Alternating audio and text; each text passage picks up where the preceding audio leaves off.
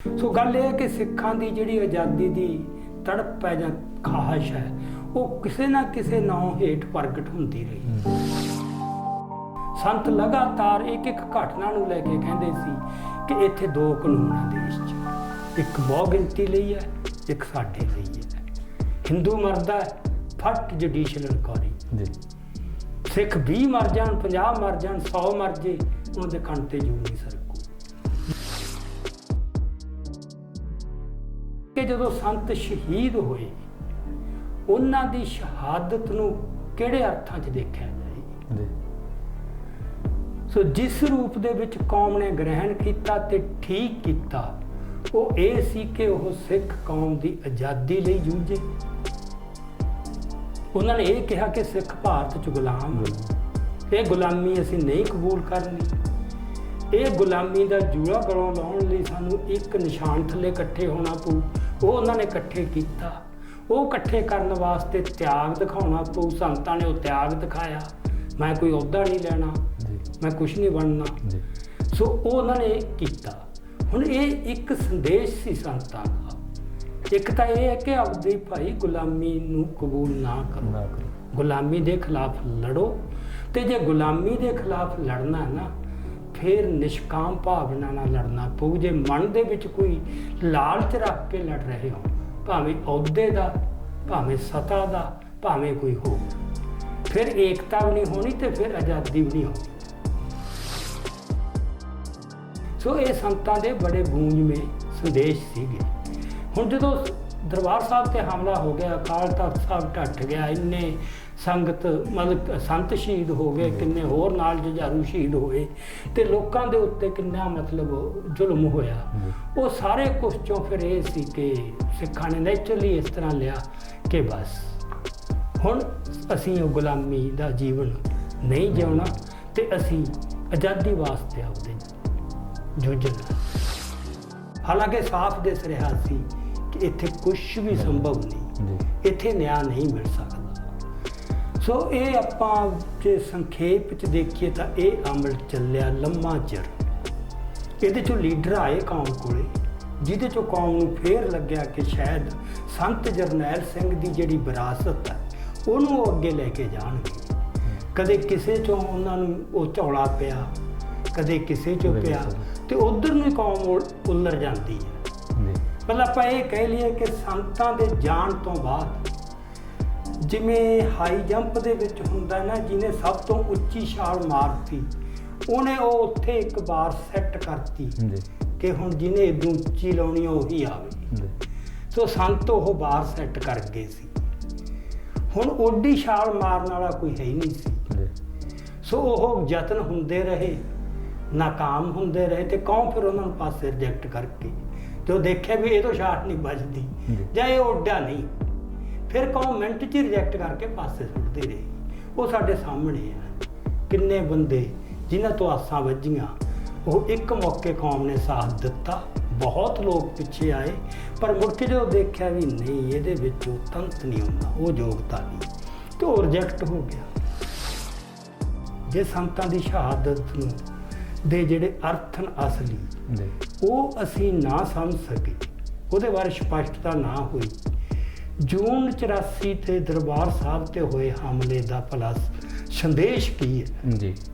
ਜੇ ਕੋਈ ਤੁਹਾਨੂੰ ਇਹ ਪੁੱਛ ਲੈ ਸੰਦੇਸ਼ ਕੀ ਹੈ ਤਾਂ ਮੇਰਾ ਖਿਆਲ ਹੈ ਸਿੱਖ ਦਾ ਜਵਾਬ ਇਹ ਹੋਣਾ ਚਾਹੀਦਾ ਕਿ ਇਹਨੇ ਸਿੱਖਾਂ ਨੂੰ ਗੁਲਾਮੀ ਦਾ ਅਹਿਸਾਸ ਨੰਬਰ 1, ਦੂਜਾ ਉਸ ਗੁਲਾਮੀ ਤੋਂ ਮੁਕਤ ਹੋਣ ਲਈ ਆਜ਼ਾਦੀ ਲੜਨ ਵਾਸਤੇ ਦੀ ਜਿਹੜੀ ਸੀਗੀ ਚੇਤਨਾ ਤੇ ਜਜ਼ਬਾ ਪ੍ਰਚੰਡ ਕੀਤਾ ਇੰਨੀਆਂ ਸ਼ਹਾਦਤਾਂ ਨਾਲ। ਫਿਰ ਇੱਕ ਸ਼ਹਾਦਤਾਂ ਦੀ ਲੜੀ ਚੱਲੀ ਹੈ ਜਸਵੰਤ ਸਿੰਘ ਖਾਲੜਾ ਜਿਹਦਾ ਕੋਈ ਅੰਤ ਨਹੀਂ।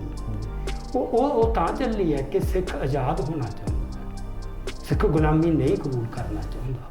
ਜੇ ਤਾਂ ਅਸੀਂ ਇਹ ਕੇਂਦਰੀ ਗੱਲ ਭੁੱਲ ਕੇ ਜੂਨ 84 ਯਾਦ ਕਰੀ ਵੀ ਜਾਈਏ, ਫਿਰ ਅਸੀਂ ਨਾ ਸੰਤਾਂ ਦੀ ਸ਼ਹਾਦਤ ਨਾਲ ਨਾ ਉਹਨਾਂ ਦੀ ਵਿਰਾਸਤ ਨਾਲ ਨਿਆਂ ਨਹੀਂ ਕਰ ਸਕਣਾ।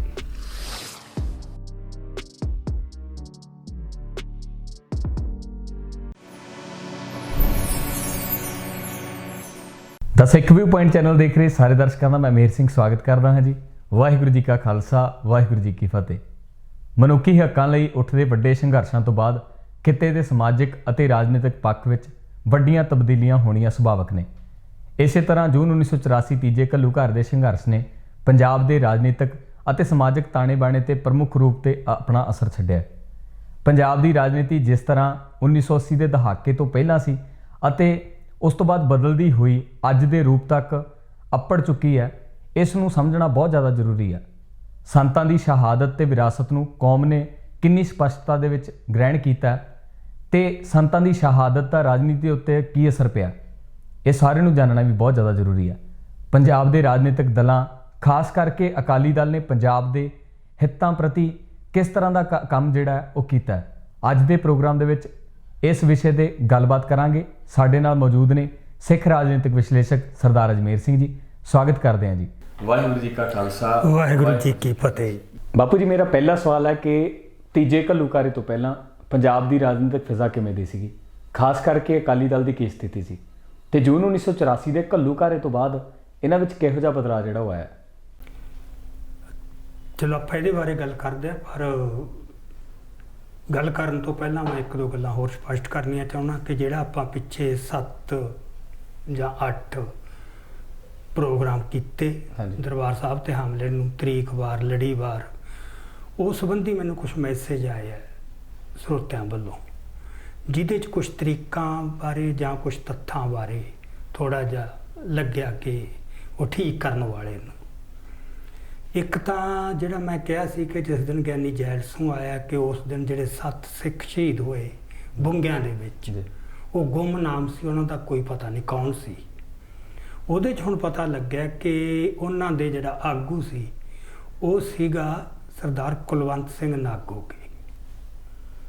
ਸੋ ਉੱਥੇ ਕੁਲਵੰਤ ਸਿੰਘ ਨਾਗੋਕੇ ਦੀ ਅਗਵਾਈ ਹੇਠ ਲੜਦੇ ਉਹ ਸ਼ਹੀਦ ਹੋਏ ਹੈ।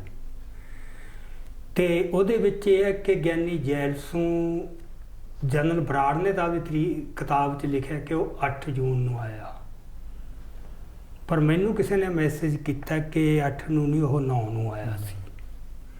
ਹੋ ਸਕਦਾ 9 ਨੂੰ ਆਇਆ ਹੋਵੇ, ਕਿਉਂਕਿ ਬਰਾੜ ਨੇ 8 ਨੂੰ ਲਿਖਿਆ, ਮਾਰਕ ਟੱਲੀ ਨੇ ਆਪਦੀ ਸਾਰੀ ਕਿਤਾਬ 'ਚ ਤਰੀਕ ਕੋਈ ਨਹੀਂ ਦਿੱਤੀ, ਬਜਟ ਦਾ ਜ਼ਿਕਰ ਜ਼ਰੂਰ ਕੀਤਾ। ਸੋ ਇਸ ਤਰ੍ਹਾਂ ਕੁਝ ਤਰੀਕਾਂ ਦੇ, ਤੱਥਾਂ ਦੇ, ਨਾਵਾਂ ਦੇ ਇਹ ਥੋੜ੍ਹੇ ਜਿਹੇ ਮਤਲਬ ਫਰਕ ਸ਼ਰਕ ਰਹਿ ਜਾਂਦੇ ਨੇ, ਅਤੇ ਉਹ ਇਸ ਤਰ੍ਹਾਂ ਹੀ ਹੈ। ਫਿਰ ਜਦੋਂ ਹੋਰ ਸਰੋਤਿਆਂ ਵੱਲੋਂ, ਲੋਕਾਂ ਵੱਲੋਂ ਜਿਨ੍ਹਾਂ ਨੂੰ ਵੱਧ ਜਾਣਕਾਰੀ ਹੁੰਦੀ ਹੈ, ਜਦੋਂ ਉਹ ਆਉਂਦੀ ਹੈ ਤਾਂ ਉਹ ਹੋਰ ਭਰਮੀ ਹੋ ਜਾਂਦੀ ਹੈ। ਸੋ ਇਸ ਸੰਬੰਧੀ ਮੇਰੀ ਅਪੀਲ ਹੈ ਸਾਰਿਆਂ ਨੂੰ ਕਿ ਹੋਰ ਵੀ ਕਿਸੇ ਕੋਲ ਕੋਈ ਵੀ ਤੱਥ ਇਸ ਤਰ੍ਹਾਂ ਦਾ ਹੋਵੇ ਭਰੋਸੇਯੋਗ, ਤੇ ਉਹ ਸਾਡੇ ਤੱਕ ਪਹੁੰਚਦਾ ਕਰੋ ਤਾਂ ਕਿ ਅੱਗੇ ਨੂੰ ਇਹਨੂੰ ਸਹੀ ਜਾਣਕਾਰੀ ਲੋਕਾਂ ਤੱਕ ਪਹੁੰਚਾਈ ਜਾ ਸਕੇ। ਬਾਕੀ ਜਿਹੜੀ ਤੁਸੀਂ ਗੱਲ ਕੀਤੀ ਹੈ ਕਿ ਦਰਬਾਰ ਸਾਹਿਬ ਤੇ ਹਮਲੇ ਤੋਂ ਬਾਅਦ ਅਕਾਲੀ ਦਲ ਦੀ ਰਾਜਨੀਤੀ ਜਾਂ ਉਹਦੀ ਸਥਿਤੀ ਕੀ ਸੀ, ਇਹਦੇ 'ਚ ਤਾਂ ਮੇਰਾ ਖਿਆਲ ਆਪਾਂ ਬਹੁਤਾ ਨਾ ਜਾਈਏ, ਕਿਉਂਕਿ ਇਹ ਇੱਕ ਵੱਖਰਾ ਵਿਸ਼ਾ ਜਿਹਾ ਬਣ ਜਾਣਾ। ਇਹਦੇ ਵਾਸਤੇ ਸਾਨੂੰ ਫੌਰੀ ਰੈਲੇਵੈਂਸ ਕੋਈ ਨਹੀਂ। ਇਹ ਸਾਰਿਆਂ ਨੂੰ ਪਤਾ ਹੈ ਕਿ ਉਦੋਂ ਪਹਿਲਾਂ ਸੰਤਾਂ ਦੇ ਰਾਜਨੀਤਿਕ ਦ੍ਰਿਸ਼ ਤੇ ਆਉਣ ਤੋਂ ਪਹਿਲਾਂ ਅਕਾਲੀ ਦਲ ਦੀ ਜਿਹੜੀ ਰਾਜਨੀਤੀ ਸੀ ਉਹ ਅਨੰਦਪੁਰ ਦੇ ਮਤੇ ਦੁਆਲੇ ਘੁੰਮਦੀ ਸੀ। ਹੁਣ ਅਨੰਦਪੁਰ ਸਾਹਿਬ ਦਾ ਜਿਹੜਾ ਮਤਾ ਹੈ ਉਹਦੀ ਵੀ ਗਾਹਾਂ ਫਿਰ ਇੰਟਰਪ੍ਰੀਟੇਸ਼ਨ ਜਾਂ ਵਿਆਖਿਆ ਦਾ ਫਰਕ ਪੈਂਦਾ ਹੈ। ਇੱਕੋ ਹੀ ਪ੍ਰੋਗਰਾਮ ਹੈ, ਸੰਤ ਉਹਨੂੰ ਹੋਰ ਤਰ੍ਹਾਂ ਲੈ ਕੇ ਜਾ ਰਹੇ ਨੇ ਤੇ ਅਕਾਲੀ ਦਲ ਉਹਨੂੰ ਹੋਰ ਤਰ੍ਹਾਂ ਲੈ ਕੇ ਆ ਰਿਹਾ ਹੈ। ਇਹ ਹੁਣ ਨਿਰਭਰ ਕਰਦਾ ਵੀ ਕਿਸੇ ਦਾ ਜਿਹੜਾ ਰਾਜਨੀਤਿਕ ਦ੍ਰਿਸ਼ਟੀਕੋਣ ਕੀ ਹੈ। ਅਕਾਲੀ ਦਲ ਦੀ ਲੜਾਈ ਤੱਤ ਰੂਪ ਦੇ ਵਿੱਚ ਭਾਰਤੀ ਢਾਂਚੇ ਦੇ ਅੰਦਰ ਰਹਿੰਦਿਆਂ ਹੀ ਅਧੀਨਗੀ ਵਿੱਚ ਰਹਿ ਕੇ ਕੇਂਦਰ ਦੀ, ਜਿਹਨੂੰ ਸੂਬੇਦਾਰੀ ਦੀ ਰਾਜਨੀਤੀ ਆਪਾਂ ਕਹਿੰਦੇ ਹਾਂ, ਉਹ ਸੂਬੇਦਾਰੀ ਦੀ ਰਾਜਨੀਤੀ ਕਰ ਰਹੇ ਸੀ। ਇਸ ਕਰਕੇ ਅਨੰਦਪੁਰ ਸਾਹਿਬ ਦੇ ਮਤੇ ਦੀ ਉਹਨਾਂ ਮੁਤਾਬਕ ਵਿਆਖਿਆ ਇਹੀ ਬਣਦੀ ਸੀ ਕਿ ਉਹ ਅਧੀਨਗੀ ਕਬੂਲ ਕਰ ਲਈ, ਫਿਰ ਉਸ ਅਧੀਨਗੀ ਦੇ ਅੰਦਰ ਰਹਿੰਦਿਆਂ ਉਸ ਦਾਇਰੇ ਦੇ ਇੱਥੇ ਰਾਜ ਕਿਵੇਂ ਕਰਨਾ ਹੈ। ਸੋ ਇਸ ਕਰਕੇ ਉਹ ਫਿਰ ਪੰਜਾਬ ਦੇ ਤੇ ਪੰਥ ਦੇ ਮਸਲੇ ਵੀ ਚੁੱਕਦੇ ਸੀਗੇ। ਇਹ ਸਾਰੇ ਥਾਵਾਂ ਦੇ ਉੱਤੇ ਜਿਹੜੀਆਂ ਇਸ ਤਰ੍ਹਾਂ ਦੀਆਂ ਰੀਜਨਲ ਪਾਰਟੀਆਂ ਉੱਠਦੀਆਂ, ਉਹਨਾਂ ਦੀ ਇਹ ਪ੍ਰੋਬਲਮ ਆਉਂਦੀ ਹੈ ਵੀ ਉਹਨਾਂ ਨੇ ਰਾਜਨੀਤੀ ਸੂਬੇਦਾਰੀ ਦੀ ਕਰਨੀ ਹੈ, ਸੈਂਟਰ ਦੀ ਰਜਾਮੰਦੀ ਨਾਲ ਕਰਨੀ ਹੈ, ਉਹਨਾਂ ਦੀ ਅਧੀਨਗੀ ਹੇਠ ਕਰਨੀ ਹੈ। ਇਸ ਕਰਕੇ ਉਹ ਕੁਛ ਹੱਦ ਤੱਕ ਪੇਤਲਾ ਪਾਉਂਦੇ ਆਪਦੇ ਪ੍ਰੋਗਰਾਮ ਨੂੰ, ਜਿਹੜਾ ਸੈਂਟਰ ਨੂੰ ਕਾਬਲੇ ਮਨਜ਼ੂਰ ਹੋ ਜੇ। ਪਰ ਦੂਜੇ ਪਾਸੇ ਲੋਕਾਂ ਦੇ ਸਿਰ ਤੇ ਰਾਜ ਕਰਨਾ, ਵੋਟਾਂ ਲੋਕਾਂ ਤੋਂ ਲੈਣੀਆਂ, ਉਹ ਮੁੱਦੇ ਜ਼ਰੂਰ ਚੁੱਕਣੇ ਪੈਂਦੇ ਨੇ ਜਿਹੜੇ ਲੋਕਾਂ ਦੇ ਵਿੱਚ ਉਹ ਜਜ਼ਬਾ ਉਭਾਰਦੇ ਨੇ। ਸਿੱਖਾਂ ਦੇ ਮਾਮਲੇ 'ਚ ਇਹ ਸੀ ਕਿ ਸਿੱਖਾਂ ਦੇ ਵਿੱਚ ਜਦੋਂ ਅਨੰਦਪੁਰ ਸਾਹਿਬ ਦੇ ਮਤੇ ਦੀ ਗੱਲ ਵੀ ਕਰਦੇ ਸੀ, ਵੈਸੇ ਤਾਂ ਇਹ ਹੈ ਕਿ ਸਿੱਖਾਂ ਨੇ ਜਦੋਂ ਵੀ ਰਾਜਨੀਤਿਕ ਤੌਰ ਤੇ ਜਥੇਬੰਦ ਹੋ ਕੇ ਸੰਘਰਸ਼ ਕਰਨਾ ਸ਼ੁਰੂ ਕੀਤਾ, ਜਦੋਂ ਅੰਗਰੇਜ਼ਾਂ ਦੇ ਗੁਲਾਮ ਹੋ ਗਏ, ਉਦੋਂ ਬਾਅਦ ਜਦੋਂ ਵੀ ਉਹਨਾਂ 'ਚ ਸੋਝੀ ਆਈ, ਉਹ ਲਾਮਬੰਦ ਹੋਏ, ਜਥੇਬੰਦ ਹੋਏ। ਸਿੱਖ ਦੇ ਮਨ ਮਸਤਕ ਦੇ ਵਿੱਚ ਜਿਹੜਾ ਆਜ਼ਾਦੀ ਦਾ ਹੈਗਾ ਨਾ, ਉਹ ਤਾਂ ਗੁਰੂ ਸਾਹਿਬ ਨੇ ਭਰਤਾ ਸੀ ਕਿ ਸਿੱਖ ਸੋਵਰਨ ਹੈ, ਅਕਾਲ ਪੁਰਖ ਤੋਂ ਬਿਨਾਂ ਕਿਸੇ ਦੁਨਿਆਵੀ ਤਾਕਤ ਦੀ ਅਧੀਨਗੀ ਕਬੂਲ। ਸੋ ਇਹ ਤਾਂ ਇੱਕ ਜਜ਼ਬਾ ਬੇਸਿਕ ਸਿੱਖ ਦੇ ਮਨ 'ਚ ਹੈ ਸੀ। ਪਰ ਜਦੋਂ ਅੰਗਰੇਜ਼ਾਂ ਦੇ ਗੁਲਾਮ ਹੋ ਗਏ, ਕੋਈ ਫੌੜ ਪੈਂਦਾ ਨਜ਼ਰ ਨਹੀਂ ਸੀ ਆਉਂਦਾ। ਇਸ ਕਰਕੇ ਕਾਫੀ ਦੇਰ ਦੜ ਬੱਟੀ, ਉਹਦੇ ਵਿੱਚੋਂ ਕੁਝ ਸਮਝੌਤੇ ਵੀ ਇੱਕ ਸੈਕਸ਼ਨ ਨੇ ਕੀਤੇ, ਉਹ ਕਰਨੇ ਪੈਂਦੇ ਹੁੰਦੇ ਆ। ਪਰ ਜਿਹੜੀ ਗੱਲ ਇੱਕ ਆਪਾਂ ਨੂੰ ਸਮਝਣ ਵਾਲੀ ਹੈ ਨਾ, ਕਿ ਮਨ ਵਿੱਚੋਂ ਨਹੀਂ ਕਿਤੇ ਉਹ ਗੱਲ ਗਈ, ਮਨ ਦੇ ਕਿਸੇ ਕੋਨੇ 'ਚੋਂ ਖਾਸ਼ ਦਬੀ ਰਹਿ ਗਈ। ਜਦੋਂ ਵੀ ਮੌਕਾ ਮਿਲਦਾ ਸੀ, ਉਹ ਅੱਡ-ਅੱਡ ਰੂਪਾਂ 'ਚ ਕਿਸੇ ਨਾ ਕਿਸੇ ਰੂਪ 'ਚ ਪ੍ਰਗਟ ਹੁੰਦੀ ਸੀ। ਜਿਵੇਂ 40ਵੀਆਂ ਵਿੱਚ ਜਦੋਂ ਲੱਗਿਆ ਕਿ ਦੇਸ਼ ਆਜ਼ਾਦ ਹੋ ਰਿਹਾ, ਨਵੇਂ ਮੁਲਕ ਵੀ ਬਣ ਰਿਹਾ, ਪਾਕਿਸਤਾਨ ਜਾਂ ਹੋਰ, ਉਦੋਂ ਉਹ ਆਜ਼ਾਦ ਪੰਜਾਬ ਦੇ ਨਾਂ ਹੇਠ ਉਹਨੂੰ ਨਾਂ ਕੋਈ ਦੇ ਲਓ, ਉਦੋਂ ਆਜ਼ਾਦ ਪੰਜਾਬ ਦਾ ਨਾਂ ਦਿੱਤਾ। ਮਤਲਬ ਅਰਜ਼ ਉਹੀ ਸੀ ਕਿ ਅਸੀਂ ਆਪਦੀ ਸੋਵਰਨ ਰਾਜ ਕਾਇਮ ਕਰਨਾ ਹੈ, ਆਪਣਾ ਆਜ਼ਾਦ ਰਾਜ ਕਾਇਮ ਕਰਨਾ ਹੈ। ਪਾਤਸ਼ਾਹੀ ਦਾਵਾ ਜਿਹੜਾ ਹਮ ਰਾਖਤ ਪਾਤਸ਼ਾਹੀ ਦਾਵਾ, ਇਹ ਮਨ ਚੋਂ ਨਹੀਂ ਸੀ ਕਦੇ ਨਿਕਲਿਆ ਸਿੱਖਾਂ ਦੇ। ਸੋ ਇਹ ਚੱਲਿਆ ਮਤਲਬ 47 ਤੱਕ। 47 ਤੋਂ ਬਾਅਦ ਭਾਵੇਂ ਪੰਜਾਬੀ ਸੂਬੇ ਦਾ ਮੋਰਚਾ ਹੈ, ਕੁਛ ਵੀ ਹੈ, ਉਹਦੇ 'ਚ ਪਿੱਛੇ ਜਿਹੜੀ ਖਾਹਿਸ਼ ਕੰਮ ਕਰਦੀ ਇੱਕ ਜਿਹੜੀ ਹੈਗੀ ਹੈ, ਉਹ ਇਹੀ ਹੁੰਦੀ ਸੀ ਕਿ ਅਸੀਂ ਆਪਦੀ ਜਿਹੜੀ ਹੈਗੀ ਬਾਦਸ਼ਾਹੀ ਜਾਂ ਪਾਤਸ਼ਾਹੀ ਵੱਲ ਵਧਣਾ ਹੈ। ਤੇ ਉਦੋਂ ਫਿਰ ਇੱਕ ਮੌਕੇ ਦੇ ਉੱਤੇ ਉਹਦਾ ਨਾਮ ਸਿੱਖ ਹੋਮਲੈਂਡ ਵੀ ਪਿਆ, ਕਿ ਪੰਜਾਬੀ ਸੂਬੇ ਤੋਂ ਵੱਧਵਾਂ ਪ੍ਰੋਗਰਾਮ ਸਿੱਖ ਹੋਮਲੈਂਡ। ਤੇ ਕਮਾਲ ਦੀ ਗੱਲ ਇਹ ਹੈ ਕਿ ਇਹ ਜੀਵਨ ਸਿੰਘ ਉਮਰਾ ਨੰਗਲ ਲੈ ਕੇ ਆਇਆ, ਜਿਹੜਾ ਅੱਜ ਕੱਲ੍ਹ ਬੜਾ ਬਦਨਾਮ ਪੁਲਿਸ ਅਫਸਰ ਹੈ, ਇਹਦਾ ਦਾਦਾ, ਜਿਹਨੇ ਫਿਰ ਬਾਅਦ ਦੇ ਵਿੱਚ ਸਾਰੀ ਖਾੜਕੂ ਲਹਿਰ ਜਾਂ ਸੰਤਾਂ ਦੇ ਖਿਲਾਫ ਬਹੁਤ ਹੀ ਭੈੜਾ ਰੋਲ ਨਿਭਾਇਆ। ਪਰ ਉਹ ਇਹ ਆਈਡੀਆ ਜਿਹੜਾ ਸਿੱਖ ਹੋਮਲੈਂਡ ਦਾ ਨਾਰਾ ਤੇ ਪ੍ਰੋਗਰਾਮ ਲੈ ਕੇ ਆਇਆ ਸੀ। ਸੋ ਗੱਲ ਇਹ ਹੈ ਕਿ ਸਿੱਖਾਂ ਦੀ ਜਿਹੜੀ ਆਜ਼ਾਦੀ ਦੀ ਤੜਪ ਹੈ ਜਾਂ ਖਾਹਿਸ਼ ਹੈ, ਉਹ ਕਿਸੇ ਨਾ ਕਿਸੇ ਨਾਂ ਹੇਠ ਪ੍ਰਗਟ ਹੁੰਦੀ ਰਹੀ। ਸੋ ਅਕਾਲੀ ਦਲ ਨੇ ਫਿਰ ਕੀ ਕੀਤਾ ਕਿ ਉਸ ਨੂੰ ਹੌਲੀ ਹੌਲੀ ਉਹਨੂੰ ਰਾਜਾਂ ਨੂੰ ਵੱਧ ਅਧਿਕਾਰ ਦੇ ਜਿਹੜੇ ਹੈਗਾ ਸੀਗਾ, ਉਹ ਚੌਕਟੇ ਤੱਕ ਲੈ ਆਂਦਾ। ਫਿਰ ਉਹਦੇ ਵਿੱਚੋਂ ਵੀ ਗਾਹਾਂ ਇਹ ਕੀਤਾ, ਪਹਿਲਾਂ ਤਾਂ ਉਹਦੇ ਵਿੱਚ ਜਿਹੜੇ ਸੱਭਿਆਚਾਰਕ ਜਿਹੜੇ ਧਰਮ ਨਾਲ ਸੰਬੰਧਿਤ ਗੱਲਾਂ ਸੀ, ਉਹ ਬਹੁਤ ਉਭਾਰ ਕੇ ਪੇਸ਼ ਕਰਦੇ ਸੀ, ਤੇ ਰਾਜਨੀਤਿਕ ਵੀ। ਹੌਲੀ ਜਦੋਂ ਫਿਰ ਬਾਦਲ ਦੀ ਸਰਦਾਰੀ ਬਣਦੀ ਗਈ, ਉਹਦੇ 'ਚ ਉਹ ਨਾ ਧਾਰਮਿਕ ਜਾਂ ਸੱਭਿਆਚਾਰਕ ਤੇ ਰਾਜਨੀਤਿਕ ਦੀ ਜਗ੍ਹਾ ਆਰਥਿਕ ਪੱਖ ਨੂੰ ਉੱਪਰ ਰੱਖਣ ਲੱਗ ਗਈ। ਸੋ ਤੱਤ ਰੂਪ 'ਚ ਵੱਧ ਆਰਥਿਕ ਆਧਾਰ। ਸੋ ਇਹ ਉਸ ਜਮਾਤ ਦੀ ਇੱਕ ਸੋਚ ਤੇ ਉਹਦੀ ਲੋੜ ਵੀ ਸੀ। ਸੋ ਜਿਹੜੀ 1984 ਤੋਂ ਪਹਿਲਾਂ ਜਾਂ ਸੰਤਾਂ ਦੇ ਆਉਣ ਤੋਂ ਪਹਿਲਾਂ ਇਹ ਚੱਲਦਾ ਸੀ ਕਿ ਅਕਾਲੀ ਦਲ ਨੇ ਆਫੀਸ਼ੀਅਲੀ ਅਨੰਦਪੁਰ ਦਾ ਮਤਾ ਰੱਖਿਆ, ਪਰ ਜਿਹੜੀ ਉਹਦੀ ਸਪਿਰਿਟ ਸੀ ਉਹ ਬਹੁਤ ਪੇਤਲੀ ਪਾਤੀ ਸੀ, ਉਹਨੂੰ ਬਹੁਤ ਡਿਲਿਊਟ ਕਰ ਲਿਆ ਸੀ। ਸੋ ਸੰਤ ਆਪਦਾ ਕੋਈ ਨਵਾਂ ਮਤਾ ਨਹੀਂ ਲੈ ਕੇ ਆਏ ਜੀ, ਉਹੀ ਅਨੰਦਪੁਰ ਦੇ ਮਤੇ ਨੂੰ ਸੰਤ ਲੈ ਕੇ ਆਏ। ਸੰਤ ਉਸ ਅਨੰਦਪੁਰ ਦੇ ਮਤੇ ਦੇ ਫਰੇਮਵਰਕ ਅੰਦਰ ਹੀ ਆਜ਼ਾਦੀ ਤੱਕ ਲੋਕਾਂ ਨੂੰ ਲੈ ਕੇ ਜਾਂਦੇ ਸੀ, ਕਿਉਂਕਿ ਦੋਹਾਂ ਦਾ ਸਾਰੇ ਮੋਰਚੇ ਦੌਰਾਨ ਜੋ ਪ੍ਰਚਾਰ ਦਾ ਸਪੀਚਾਂ ਤੁਸੀਂ ਦੇਖੋ, ਬਿਆਨ ਦੇਖੋ, ਉਹਦੇ ਵਿੱਚ ਬੜਾ ਫਰਕ ਹੈ। ਸੰਤ ਲਗਾਤਾਰ ਇੱਕ ਘਟਨਾ ਨੂੰ ਲੈ ਕੇ ਕਹਿੰਦੇ ਸੀ ਕਿ ਇੱਥੇ ਦੋ ਕਾਨੂੰਨ ਹੈ ਦੇਸ਼ 'ਚ, ਇੱਕ ਬਹੁ ਗਿਣਤੀ ਲਈ ਹੈ, ਇੱਕ ਸਾਡੇ ਲਈ ਹੈ। ਹਿੰਦੂ ਮਰਦਾ ਫਟ ਜੁਡੀਸ਼ੀਅਲ ਇਨਕੁਆਇਰੀ ਜੀ, ਸਿੱਖ 20 ਮਰ ਜਾਣ, 50 ਮਰ ਜਾਣ, 100 ਮਰ ਜੇ, ਉਹਨਾਂ ਦੇ ਕੰਨ ਤੇ ਜੂ ਨਹੀਂ ਸਰਕੂ। ਜਿਹਦਾ ਮਤਲਬ ਅਸੀਂ ਬਰਾਬਰ ਦੇ ਸ਼ਹਿਰੀ ਨਹੀਂ, ਅਸੀਂ ਦੂਜੇ ਦਰਜੇ ਦੇ ਹਾਂ, ਤੇ ਸਿੱਖ ਨੇ ਦੂਜੇ ਦਰਜੇ ਦਾ ਬਣ ਕੇ ਰਹਿਣਾ ਨਹੀਂ। ਸੋ ਇਸ ਢੰਗ ਨਾਲ ਉਹ ਅਨੰਦਪੁਰ ਦੇ ਮਤੇ ਦੀ ਵਿਆਖਿਆ ਹੀ ਇਸ ਤਰ੍ਹਾਂ ਕਰਦੇ ਗਏ ਕਿ ਜਿਹਦੇ ਵਿੱਚੋਂ ਸਵੈ ਸਿੱਧੀ ਆਜ਼ਾਦੀ ਦਾ ਜਿਹੜਾ ਹੈਗਾ ਜਜ਼ਬਾ ਉਹ ਪ੍ਰਫੁੱਲਤ ਹੁੰਦਾ ਗਿਆ ਜੀ। ਸੋ ਇਸ ਤਰ੍ਹਾਂ ਚੱਲਦਾ ਰਿਹਾ ਹੈ ਧਰਮ ਯੁੱਧ ਮੋਰਚਾ, ਤੇ ਸੰਤ ਇਸੇ ਚੌਖਟੇ ਦੇ ਅੰਦਰ ਇਹਨੂੰ ਸਿਰੇ ਤੱਕ ਲੈ ਗਏ। ਤੋ ਅਖੀਰ ਤੇ ਜਾ ਕੇ ਫਿਰ ਜਦੋਂ ਦਰਬਾਰ ਸਾਹਿਬ ਤੇ ਲੱਗਿਆ ਵੀ ਹੁਣ ਹਮਲਾ ਹੋਣਾ ਹੈ, ਫਿਰ ਉਹ ਇਸ ਤੋਂ ਵੀ ਅੱਗੇ ਗਏ ਕਿ ਜੇ ਦਰਬਾਰ ਸਾਹਿਬ ਤੇ ਹਮਲਾ ਹੁੰਦਾ ਜਾਂ ਜਿਸ ਦਿਨ ਵੀ ਜਿਹੜੀ ਫੌਜ ਹੈ ਉਹ ਪ੍ਰਕਰਮਾਂ ਵਿੱਚ ਪੈਰ ਰੱਖੂਗੀ, ਉਹਦੇ ਨਾਲ ਖਾਲਿਸਤਾਨ ਦੀ ਨੀਂਹ ਰੱਖੀ ਜਾਊਗੀ ਜੀ। ਸੋ ਇੱਥੇ ਆ ਕੇ ਖਾਲਿਸਤਾਨ ਉਸ ਗੱਲ ਨੂੰ ਰੂਪਮਾਨ ਕਰਨ ਲੱਗ ਗਿਆ ਜਿਹਨੂੰ ਕਿਸੇ ਮੌਕੇ ਆਜ਼ਾਦ ਪੰਜਾਬ ਜਾਂ ਸਿੱਖ ਹੋਮਲੈਂਡ ਦੇ ਰੂਪ ਦੇ ਵਿੱਚ ਪ੍ਰਗਟ ਕੀਤਾ ਜਾਂਦਾ ਸੀ। ਸੋ ਇਹ ਲੋਕਾਂ ਦੀ ਜਿਹੜੀ ਚੇਤਨਤਾ ਜਾਂ ਇੱਕ ਇਮੈਜੀਨੇਸ਼ਨ ਹੈ, ਕਲਪਨਾ 'ਚ ਇਹ ਆ ਗਿਆ ਖਾਲਿਸਤਾਨ ਦਾ ਵਿਚਾਰ। ਸੋ ਸੰਤ ਉਹਦੇ ਬਾਰੇ ਇੱਕ ਆਪਦਾ ਸਪਸ਼ਟ ਪ੍ਰੋਗਰਾਮ ਦੇ ਗਏ ਸੀਗੇ। ਸੋ ਹੁਣ ਇਹ ਸੀ ਕਿ ਜਦੋਂ ਸੰਤ ਸ਼ਹੀਦ ਹੋਏ, ਉਹਨਾਂ ਦੀ ਸ਼ਹਾਦਤ ਨੂੰ ਕਿਹੜੇ ਅਰਥਾਂ 'ਚ ਦੇਖਿਆ ਜਾਏ ਜੀ। ਸੋ ਜਿਸ ਰੂਪ ਦੇ ਵਿੱਚ ਕੌਮ ਨੇ ਗ੍ਰਹਿਣ ਕੀਤਾ ਤੇ ਠੀਕ ਕੀਤਾ, ਉਹ ਇਹ ਸੀ ਕਿ ਉਹ ਸਿੱਖ ਕੌਮ ਦੀ ਆਜ਼ਾਦੀ ਲਈ ਜੂਝੇ। ਉਹਨਾਂ ਨੇ ਇਹ ਕਿਹਾ ਕਿ ਸਿੱਖ ਭਾਰਤ 'ਚ ਗੁਲਾਮ ਹਨ, ਇਹ ਗੁਲਾਮੀ ਅਸੀਂ ਨਹੀਂ ਕਬੂਲ ਕਰਨੀ। ਇਹ ਗੁਲਾਮੀ ਦਾ ਜੂੜਾ ਗਲੋਂ ਲਾਉਣ ਲਈ ਸਾਨੂੰ ਇੱਕ ਨਿਸ਼ਾਨ ਥੱਲੇ ਇਕੱਠੇ ਹੋਣਾ ਪਊ। ਉਹ ਉਹਨਾਂ ਨੇ ਇਕੱਠੇ ਕੀਤਾ। ਉਹ ਇਕੱਠੇ ਕਰਨ ਵਾਸਤੇ ਤਿਆਗ ਦਿਖਾਉਣਾ ਪਊ। ਸੰਤਾਂ ਨੇ ਉਹ ਤਿਆਗ ਦਿਖਾਇਆ। ਮੈਂ ਕੋਈ ਅਹੁਦਾ ਨਹੀਂ ਲੈਣਾ ਜੀ, ਮੈਂ ਕੁਛ ਨਹੀਂ ਬਣਨਾ ਜੀ। ਸੋ ਉਹ ਉਹਨਾਂ ਨੇ ਕੀਤਾ। ਹੁਣ ਇਹ ਇੱਕ ਸੰਦੇਸ਼ ਸੀ ਸੰਤਾਂ ਦਾ। ਇੱਕ ਤਾਂ ਇਹ ਹੈ ਕਿ ਆਪਦੀ ਭਾਈ ਗੁਲਾਮੀ ਨੂੰ ਕਬੂਲ ਨਾ ਕਰੋ, ਗੁਲਾਮੀ ਦੇ ਖਿਲਾਫ ਲੜੋ। ਤੇ ਜੇ ਗੁਲਾਮੀ ਦੇ ਖਿਲਾਫ ਲੜਨਾ ਨਾ, ਫਿਰ ਨਿਸ਼ਕਾਮ ਭਾਵਨਾ ਨਾਲ ਲੜਨਾ ਪਊ। ਜੇ ਮਨ ਦੇ ਵਿੱਚ ਕੋਈ ਲਾਲਚ ਰੱਖ ਕੇ ਲੜ ਰਹੇ ਹੋ, ਭਾਵੇਂ ਅਹੁਦੇ ਦਾ, ਭਾਵੇਂ ਸਤਾ ਦਾ, ਭਾਵੇਂ ਕੋਈ ਹੋਰ, ਫਿਰ ਏਕਤਾ ਵੀ ਨਹੀਂ ਹੋਣੀ ਤੇ ਫਿਰ ਆਜ਼ਾਦੀ ਵੀ ਨਹੀਂ ਹੋਣੀ। ਸੋ ਇਹ ਸੰਤਾਂ ਦੇ ਬੜੇ ਗੂੰਜਵੇਂ ਸੰਦੇਸ਼ ਸੀਗੇ। ਹੁਣ ਜਦੋਂ ਦਰਬਾਰ ਸਾਹਿਬ ਤੇ ਹਮਲਾ ਹੋ ਗਿਆ, ਅਕਾਲ ਤਖਤ ਸਾਹਿਬ ਢੱਠ ਗਿਆ, ਇੰਨੇ ਸੰਗਤ ਮਤਲਬ ਸੰਤ ਸ਼ਹੀਦ ਹੋ ਗਏ, ਕਿੰਨੇ ਹੋਰ ਨਾਲ ਜੁਝਾਰੂ ਸ਼ਹੀਦ ਹੋਏ, ਤੇ ਲੋਕਾਂ ਦੇ ਉੱਤੇ ਕਿੰਨਾ ਮਤਲਬ ਜ਼ੁਲਮ ਹੋਇਆ।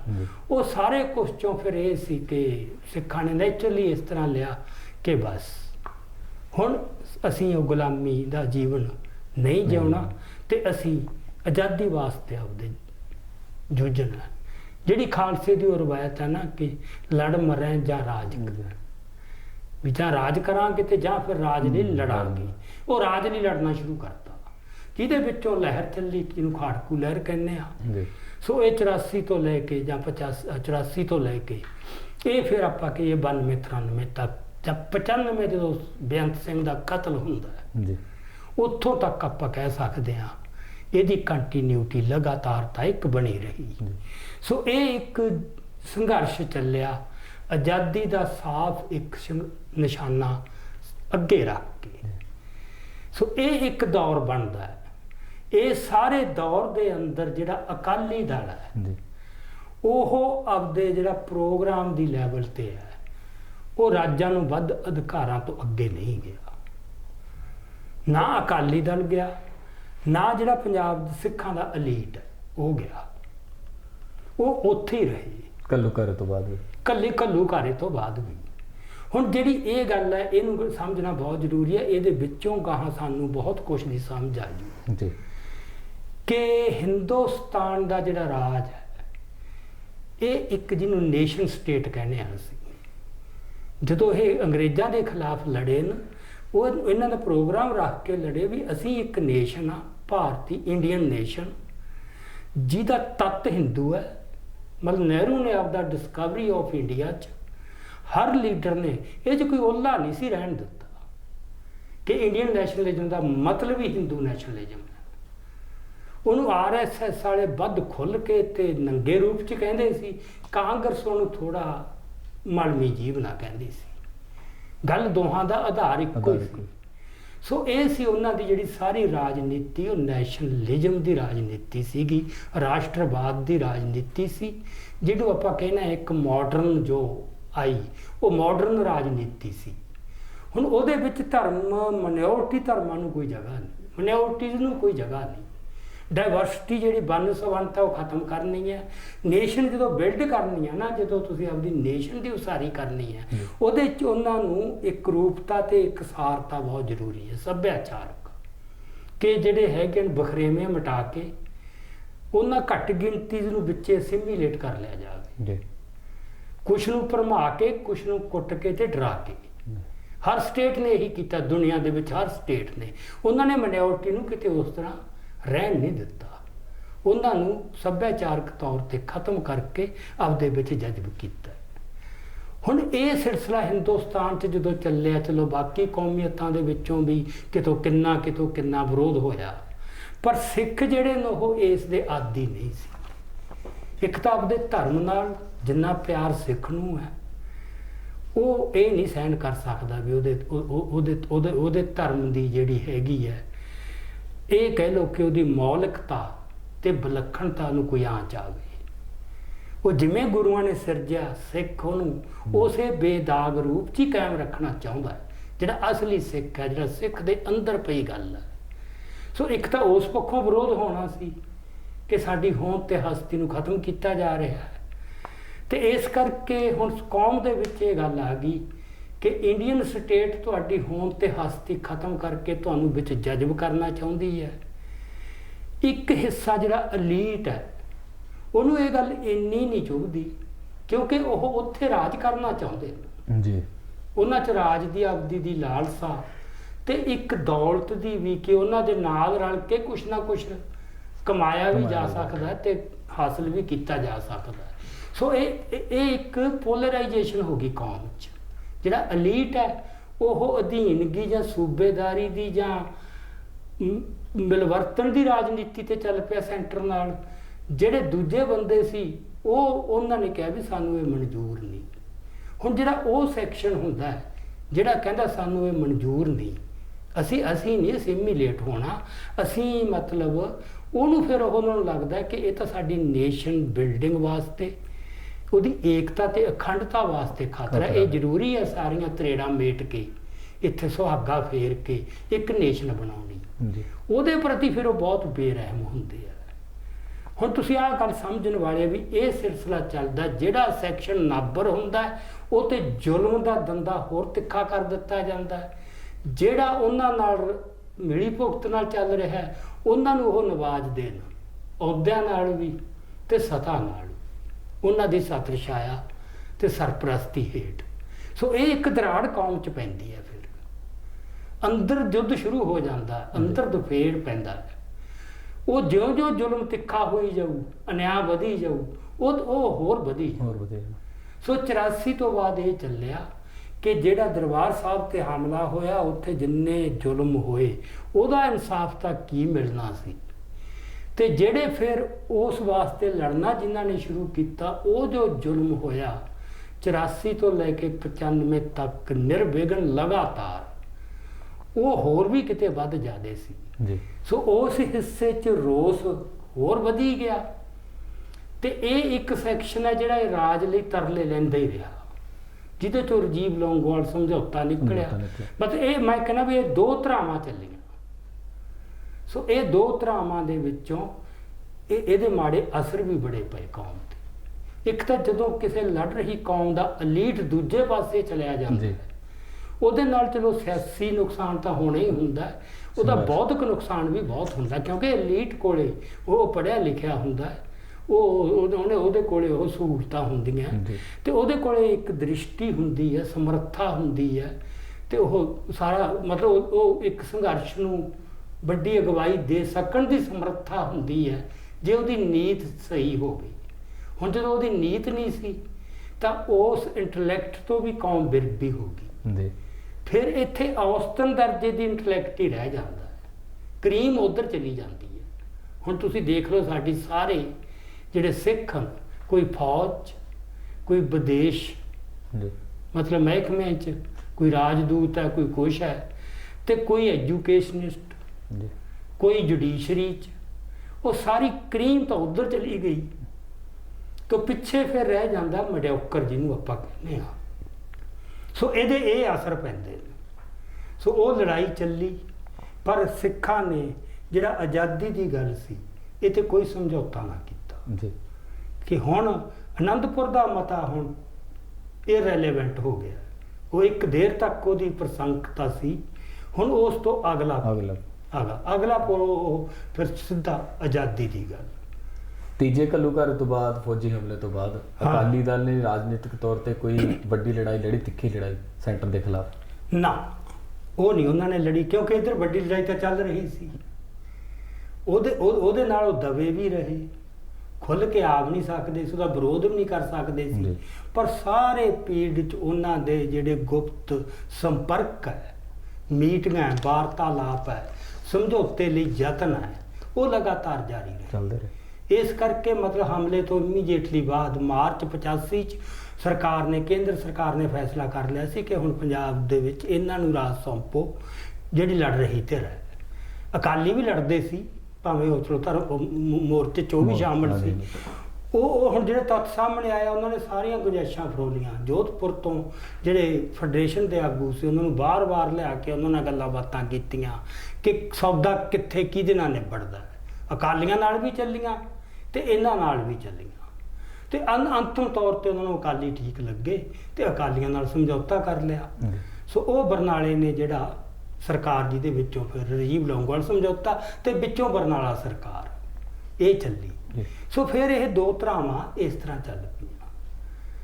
ਸੋ ਇਹਦੇ ਨਾਲ ਫਿਰ ਜਿਹੜੀ ਕੌਮ ਦੀ ਏਕਤਾ ਸੀ ਸਾਰੀ ਦੀ, ਉਹ ਤਾਂ ਰਹੀ ਨਾ, ਕਿਉਂਕਿ ਉਧਰ ਉਹਨਾਂ ਨੂੰ ਲਗਾਤਾਰ ਸਰਪ੍ਰਸਤੀ ਰਹੀ ਸਰਕਾਰ ਦੀ, ਤੇ ਇੱਕ ਇਹਦੀ ਖਿੱਚ ਬੜੀ ਹੁੰਦੀ ਹੈ ਜਿਹੜੀ ਹੈਗੀ ਹੈ ਨਾ, ਪਾਵਰ ਦੀ, ਰਾਜਸੀ ਸੱਤਾ ਦੀ ਲਾਲਸਾ। ਉਹ ਫਿਰ ਇਕੱਲੇ ਅਕਾਲੀਆਂ ਨੂੰ ਨਹੀਂ, ਇੱਧਰਲੀਆਂ ਜਿਹੜੀਆਂ ਸਫਾਂ ਚੋਂ ਵੀ ਲਗਾਤਾਰ ਉਹ ਲਾਲਸਾ ਉੱਠਦੀ ਰਹੀ ਕਿ ਇਸੇ ਢਾਂਚੇ ਦੇ ਅੰਦਰ ਰਹਿੰਦਿਆਂ ਜਿੰਨੀ ਵੀ ਮਾਣੀ ਜਾ ਸਕਦੀ ਆ ਉਹ ਲਈਏ। ਹਾਲਾਂਕਿ ਸਾਫ਼ ਦਿਸ ਰਿਹਾ ਸੀ ਕਿ ਇੱਥੇ ਕੁਝ ਵੀ ਸੰਭਵ ਨਹੀਂ, ਇੱਥੇ ਨਿਆਂ ਨਹੀਂ ਮਿਲ ਸਕਦਾ। ਸੋ ਇਹ ਆਪਾਂ ਜੇ ਸੰਖੇਪ 'ਚ ਦੇਖੀਏ ਤਾਂ ਇਹ ਅਮਲ ਚੱਲਿਆ ਲੰਮਾ ਚਿਰ। ਇਹਦੇ 'ਚੋਂ ਲੀਡਰ ਆਏ ਕੌਮ ਕੋਲੇ, ਜਿਹਦੇ 'ਚੋਂ ਕੌਮ ਨੂੰ ਫੇਰ ਲੱਗਿਆ ਕਿ ਸ਼ਾਇਦ ਸੰਤ ਜਰਨੈਲ ਸਿੰਘ ਦੀ ਜਿਹੜੀ ਵਿਰਾਸਤ ਹੈ ਉਹਨੂੰ ਉਹ ਅੱਗੇ ਲੈ ਕੇ ਜਾਣਗੇ। ਕਦੇ ਕਿਸੇ 'ਚੋਂ ਉਹਨਾਂ ਨੂੰ ਉਹ ਝੌਲਾ ਪਿਆ, ਕਦੇ ਕਿਸੇ 'ਚੋਂ ਪਿਆ, ਤੇ ਉਧਰ ਨੂੰ ਹੀ ਕੌਮ ਉਲਰ ਜਾਂਦੀ ਹੈ।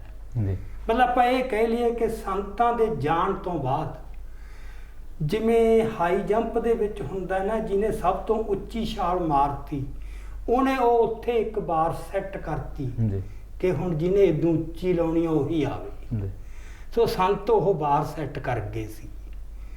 ਹੁਣ ਓਡੀ ਛਾਲ ਮਾਰਨ ਵਾਲਾ ਕੋਈ ਹੈ ਹੀ ਨਹੀਂ ਸੀ।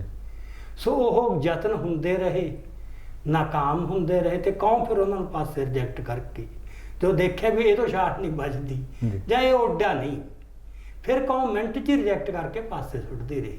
ਉਹ ਸਾਡੇ ਸਾਹਮਣੇ ਹੈ, ਕਿੰਨੇ ਬੰਦੇ ਜਿਨ੍ਹਾਂ ਤੋਂ ਆਸਾਂ ਵੱਜੀਆਂ, ਉਹ ਇੱਕ ਮੌਕੇ ਕੌਮ ਨੇ ਸਾਥ ਦਿੱਤਾ, ਬਹੁਤ ਲੋਕ ਪਿੱਛੇ ਆਏ, ਪਰ ਮੁੜ ਕੇ ਜਦੋਂ ਦੇਖਿਆ ਵੀ ਨਹੀਂ ਇਹਦੇ ਵਿੱਚ ਉਹ ਤੰਤ ਨਹੀਂ ਹੁੰਦਾ, ਉਹ ਯੋਗਤਾ ਨਹੀਂ, ਤੇ ਉਹ ਰਿਜੈਕਟ ਹੋ ਗਿਆ। ਹੁਣ ਇਹ ਸਾਰੇ ਪੀੜ ਦੇ ਵਿੱਚ ਫਿਰ ਕੀ ਹੋਇਆ ਕਿ ਜਿਹੜਾ 95 ਤੋਂ ਬਾਅਦ ਖਾੜਕੂ ਲਹਿਰ ਤਾਂ ਖਤਮ ਹੋ ਗਈ। ਜਿੰਨਾ ਚਿਰ ਖਾੜਕੂ ਲਹਿਰ ਸੀ, ਉਹ ਐਪੀ ਸੈਂਟਰ ਜਾਂ ਸੈਂਟਰ ਉਹ ਬਣਿਆ ਰਿਹਾ। ਖਾੜਕੂ ਜਿਹੜੇ ਜਰਨੈਲ ਸੀ ਉਹੀ ਕੌਮ ਦੇ ਲੀਡਰ ਸੀ, ਤੇ ਸਾਰੀ ਧੁਰਾ ਉਹ ਸੀਗੇ। ਜਦੋਂ ਸਾਰੇ ਕੋਈ ਫੜਿਆ ਗਿਆ, ਕੋਈ ਮਾਰਿਆ ਗਿਆ, ਕੋਈ ਜੇਲ੍ਹਾਂ 'ਚ ਚਲੇ ਗਏ, ਹੈ ਨਾ, ਉਹ ਸੀਨ ਤੋਂ ਪਾਸੇ ਹੋ ਗਏ। ਫਿਰ ਨੈਚੁਰਲੀ ਇੱਕ ਦੂਜਾ ਅਮਲ ਚੱਲਿਆ ਜਿਹਨੂੰ ਕਹਿੰਦੇ ਜਮਹੂਰੀ, ਵੀ ਵੋਟਾਂ ਵਾਲਾ। ਉਹਦੇ ਵਿੱਚੋਂ ਫਿਰ ਬੜੇ ਗਰੁੱਪਿੰਗਸ ਬਣੇ, ਬੜੇ ਆਏ ਬੜੇ, ਪਰ ਕਿਸੇ ਤੇ ਵੀ ਕੌਮ ਨੂੰ ਮੁੜ ਕੇ ਯਕੀਨ ਨਾ, ਇਹ ਨਾ ਲੱਗਿਆ, ਭਰੋਸਾ ਨਾ ਵੱਜਿਆ ਕਿ ਇਹ ਹੁਣ ਸਾਨੂੰ ਸਾਡਾ ਬੇੜਾ ਪਾਰ ਨਾ ਗਾਊ। ਉਹੀ ਗੱਲ ਕਿ ਉਹ ਐਡਾ ਉੱਚਾ ਬਾਰ ਸੰਤ ਸਥਾਪਿਤ ਕਰ ਗਏ ਸੀਗੇ, ਉੱਥੋਂ ਤੱਕ ਪਹੁੰਚਣ ਵਾਲਾ ਕੋਈ ਨਾ ਮਿਲਿਆ। ਪਰ ਕਿਉਂਕਿ ਨਿਆਂ ਨਹੀਂ ਮਿਲਿਆ, ਨਾ ਸਿਰਫ ਪਿਛਲੇ ਅਨਿਆਂ ਦਾ ਨਿਆਂ ਨਹੀਂ ਮਿਲਿਆ, ਅਨਿਆਂ ਲਗਾਤਾਰ ਹੋਈ ਗਿਆ, ਧੱਕਾ ਵੀ ਵੱਧਦਾ ਗਿਆ, ਲਗਾਤਾਰ ਵੱਧਦਾ ਗਿਆ। ਤੇ ਕੌਮ ਦੀ ਲੋੜ ਸੀ ਲੜਨ ਦੀ, ਤੇ ਲੜਨ ਵਾਸਤੇ ਲੀਡਰ ਦੀ ਲੋੜ ਸੀ, ਤੇ ਲੀਡਰ ਉਹ ਭਾਲਦੇ ਸੀ ਸੰਤ ਜਰਨੈਲ ਸਿੰਘ ਵਰਗਾ। ਉਹ ਕਦੇ ਕਿਸੇ ਨੂੰ, ਕਦੇ ਕਿਸੇ ਨੂੰ, ਉਹਨਾਂ ਨੂੰ ਉਹ ਲੱਗੀ। ਜੇ ਆਪਾਂ ਗੱਲ ਕਰੀਏ ਸਥਿਤੀ ਅੱਜ ਉਸ ਦੇ ਨਾਲੋਂ ਵੀ ਬੱਤਰ ਹੋ, ਪਹਿਲਾਂ ਵਾਲੇ ਸਮੇਂ ਦੇ ਨਾਲੋਂ ਵੀ, ਪਰ ਉਸ ਸਮੇਂ ਇੱਕ ਆਗੂ ਸੀਗਾ ਜਿਹੜਾ ਬਿਨਾਂ ਸਵਾਰਥ ਤੋਂ ਸਿਰ ਧੜ ਦੀ ਬਾਰੀ 'ਚ ਆ ਕੇ ਲੜ ਰਿਹਾ ਸੀ। ਅੱਜ ਬਿਨਾਂ ਆਗੂ ਤੋਂ ਇਹਨਾਂ ਹਾਲਾਤਾਂ ਤੋਂ ਕਿਵੇਂ ਨਜਿੱਠਿਆ ਜਾ ਸਕਦਾ? ਨਹੀਂ ਦੇਖੋ, ਇਹ ਆਗੂ ਦੀ ਜਿਹੜੀ ਗੱਲ ਹੈ ਨਾ, ਕੌਮ ਨੇ ਬਾਰ-ਬਾਰ ਆਗੂ ਲੱਭਣ ਦੀ ਕੋਸ਼ਿਸ਼ ਕੀਤੀ ਜੀ। ਤੁਹਾਨੂੰ ਤਾਂ ਪਤਾ ਨਹੀਂ, ਤੁਸੀਂ ਤਾਂ ਮਤਲਬ ਹੁਣ ਬਾਅਦ ਚ ਆਏ ਹੋ ਨਾ।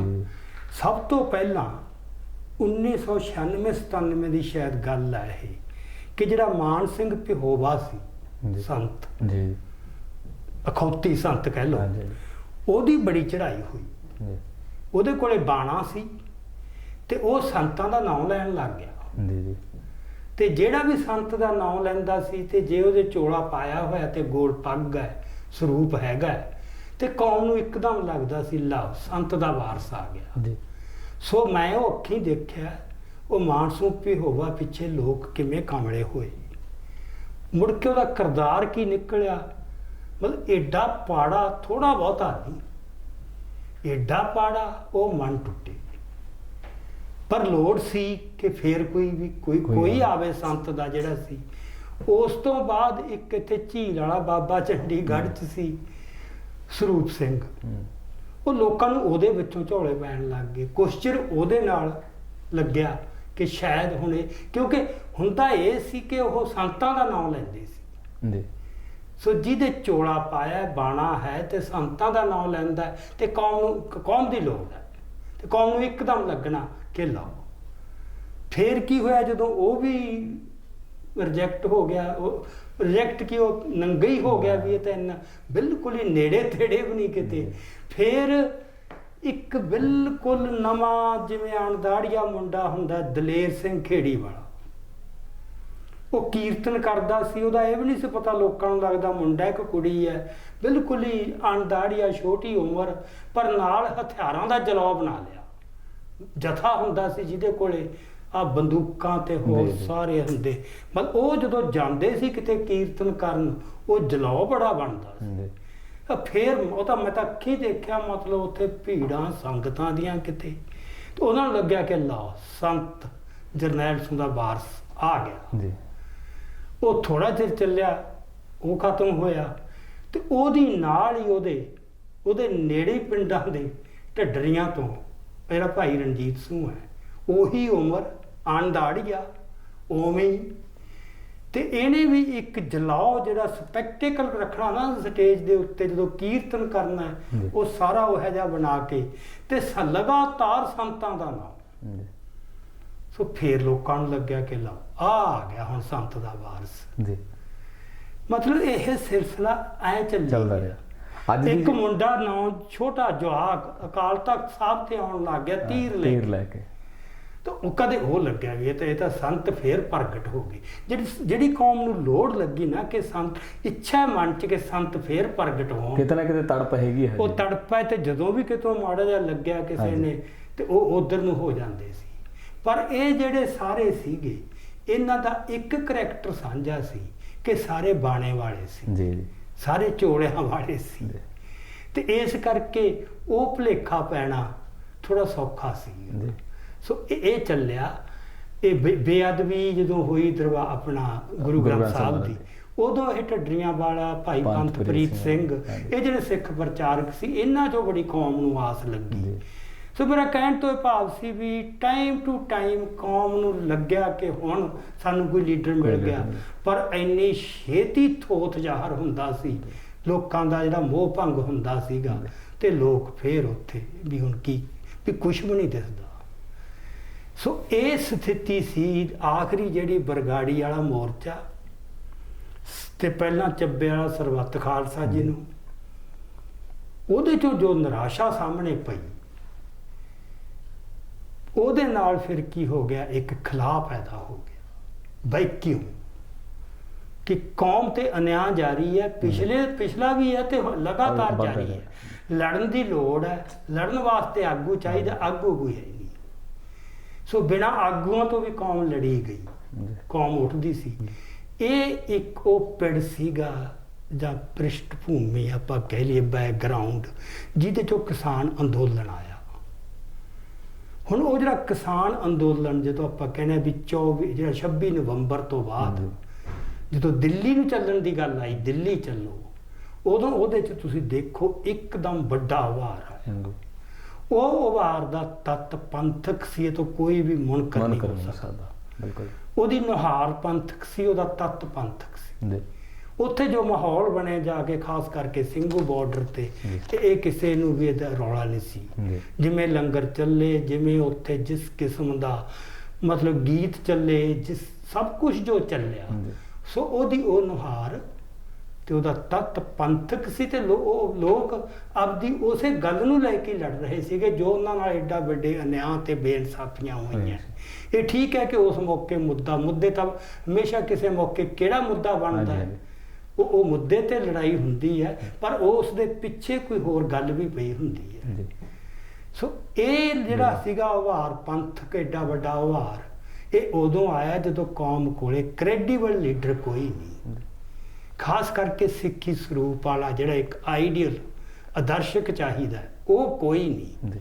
ਇਸੇ ਸੰਘਰਸ਼ ਦੀ ਜੇ ਆਪਾਂ ਗੱਲ ਕਰੀਏ, ਇੱਥੇ ਦੋ ਨਾਇਕ ਜਿਹੜੇ ਬਹੁਤ ਉੱਭਰੇ ਨੇ, ਇੱਕ ਲੱਖਾ ਸਿਧਾਣਾ, ਦੂਜਾ ਦੀਪ ਸਿੱਧੂ। ਲੱਖਾ ਸਿਧਾਣਾ ਜਿੱਥੇ ਗਰਾਊਂਡ ਦੇ ਉੱਤੇ ਰਹਿ ਕੇ ਕੰਮ ਕਰ ਰਿਹਾ, ਪਿੰਡਾਂ ਦੇ ਵਿੱਚ ਵਿਚਰ ਵੀ ਰਿਹਾ ਤੇ ਉੱਥੇ ਗੱਲਾਂ ਕਰਦਾ, ਉੱਥੇ ਦੀਪ ਸਿੱਧੂ ਜਿਹੜਾ ਆ ਇੱਕ ਵੱਖਰੀ ਦੁਨੀਆ ਤੋਂ ਆ ਕੇ, ਵੱਖਰੀ ਦੁਨੀਆ ਤੋਂ ਕਹਿਣ ਤੋਂ ਭਾਵ ਵੀ ਅਦਾਕਾਰ ਜਿਹੜਾ ਹੋਵੇ ਉਹ ਇੱਕਦਮ ਇਸ ਸੰਘਰਸ਼ ਦੇ ਵਿੱਚ ਉਹਦਾ ਕੁੱਦ ਆਉਣਾ, ਤੇ ਉੱਥੇ ਉਹਨੇ ਗੱਲਾਂ ਉਹ ਕਰਨੀਆਂ ਕਿ ਹੋਣ ਦੀ ਲੜਾਈ ਆ, ਖੁਦ ਮੁਖਤਿਆਰੀ ਦੀ ਲੜਾਈ ਦੀ ਗੱਲ ਕਰਨੀ।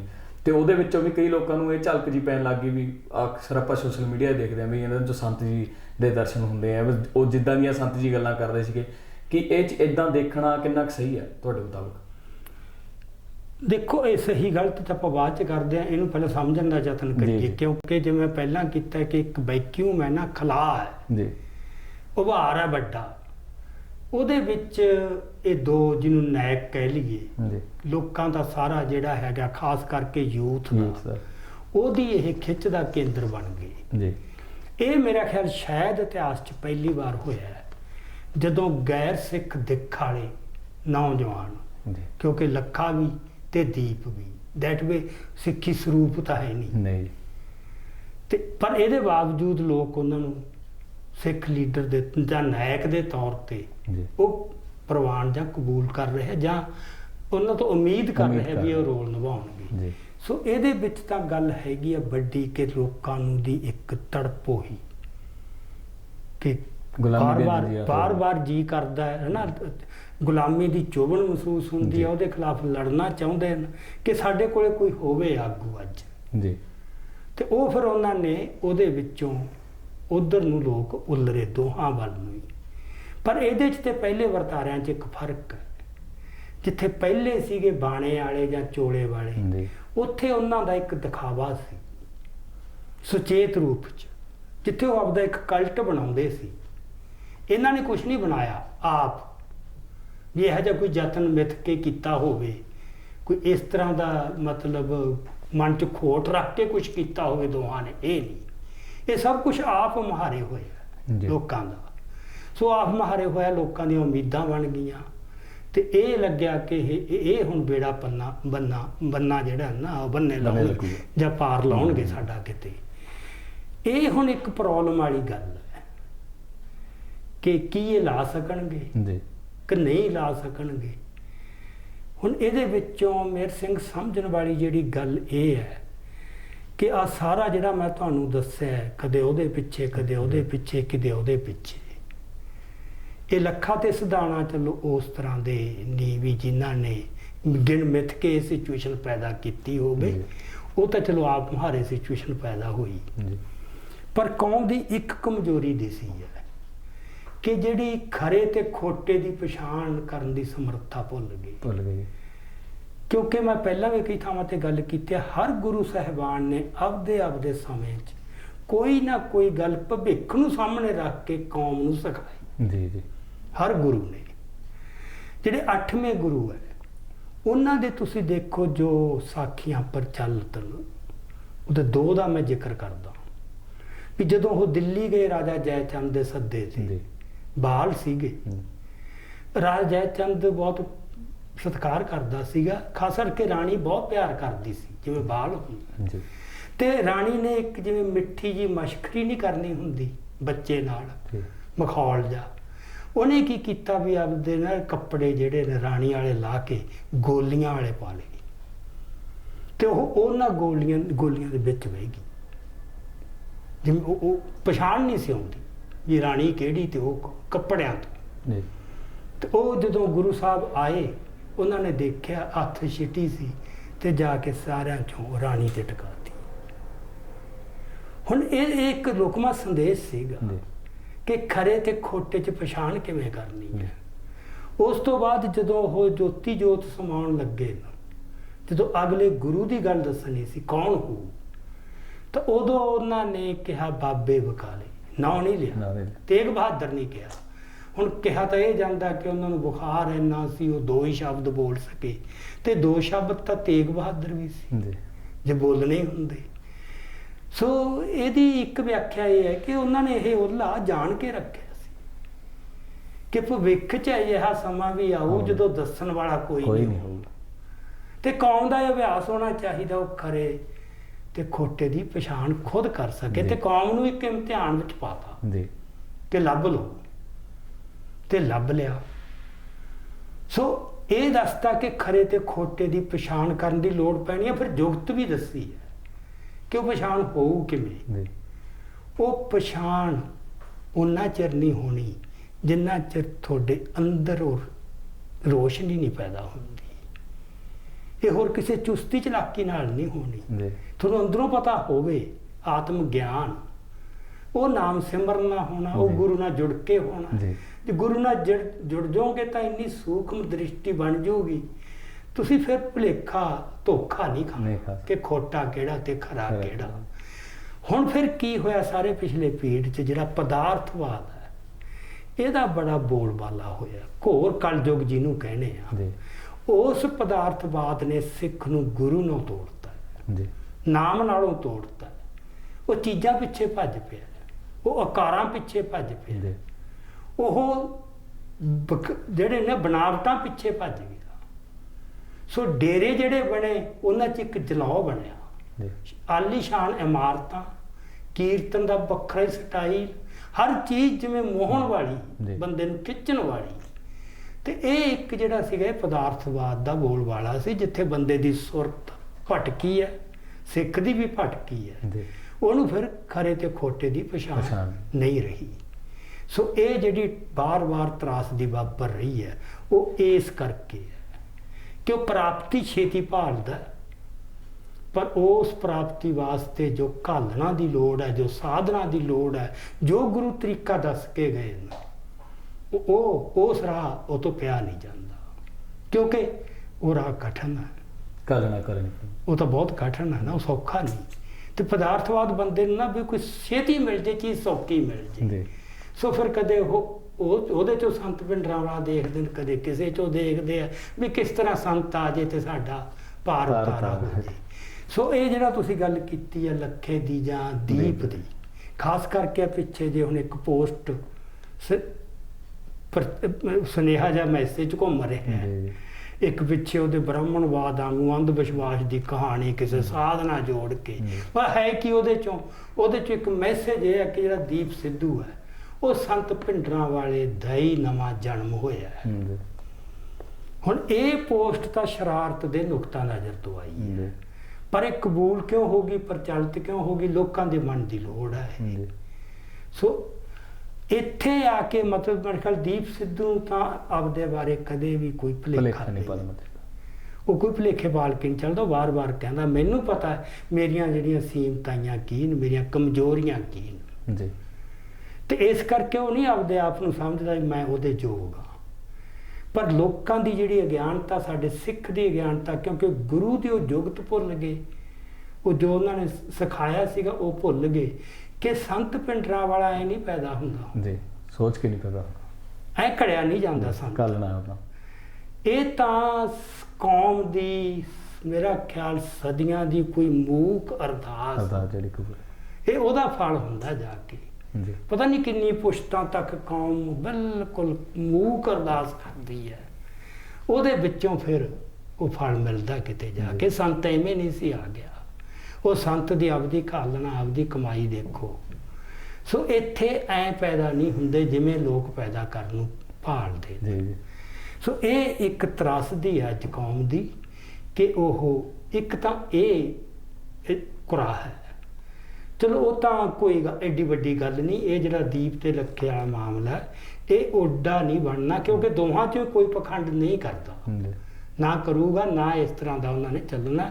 ਹਰ ਇੱਕ ਨੂੰ ਪਤਾ ਹੀ ਮੇਰਾ ਲੱਖੇ ਨੂੰ ਤਾਂ ਖਾਸ ਕਰਕੇ, ਉਹ ਤਾਂ ਬਹੁਤ ਪ੍ਰੈਕਟੀਕਲ ਹੈ, ਉਹਨੂੰ ਪਤਾ ਹੈ ਮੇਰੀ ਉਡਾਰੀ ਕਿੱਡੀ, ਉਹ ਆਪਦਾ ਉਸ ਹਿਸਾਬ ਨਾਲ ਚੱਲ ਰਿਹਾ। ਦੀਪ ਤੋਂ ਲੋਕਾਂ ਨੂੰ ਬਹੁਤ ਵੱਡੀਆਂ ਆਸਾਂ ਬਣ ਗਈਆਂ ਨੇ, ਕਿਉਂਕਿ ਇਹਦੇ ਕੋਲ ਇੱਕ ਵਿਜ਼ਨ ਬਹੁਤ ਹੈ, ਇੱਕ ਦ੍ਰਿਸ਼ਟੀ ਹੈ, ਇਹਦੀਆਂ ਗੱਲਾਂ ਕੈਲ ਬਹੁਤ ਕਰਦੀਆਂ ਲੋਕਾਂ ਨੂੰ। ਹੁਣ ਇਹ ਦ੍ਰਿਸ਼ਟੀ ਹੋਣੀ ਹੋਰ ਗੱਲ ਹੈ, ਇਹ ਵੀ ਇੱਕ ਲਿਆਕਤ ਹੈ, ਇਹ ਵੀ ਕੌਮ ਦਾ ਸੁਭਾਗ ਹੈ ਵੀ ਚਲੋ ਕੋਈ ਬੰਦਾ ਹੈ ਜਿਹਦੇ ਕੋਲੇ ਉਹ ਵਿਜ਼ਨ ਵੀ ਹੈ ਤੇ ਉਹ ਵਿਜ਼ਨ ਨੂੰ ਲੋਕਾਂ ਤੱਕ ਲਿਜਾਣ ਦੀ ਜਾਚ ਵੀ ਹੈਗੀ ਉਹਦੇ ਕੋਲੇ, ਵਾਹਿਗੁਰੂ ਨੇ ਉਹਨੂੰ ਦਿੱਤੀ ਹੋਈ ਹੈ ਕਿ ਉਹ ਗੱਲ ਨੂੰ ਬਹੁਤ ਠੀਕ ਢੰਗ ਨਾਲ ਲੋਕਾਂ ਦੇ ਦਿਲਾਂ ਤੱਕ ਲਿਜਾ ਸਕਦਾ, ਤੇ ਉਹ ਇਸ ਕਰਕੇ ਉਹ ਮਕਬੂਲ ਹੋ ਰਿਹਾ ਹੈ।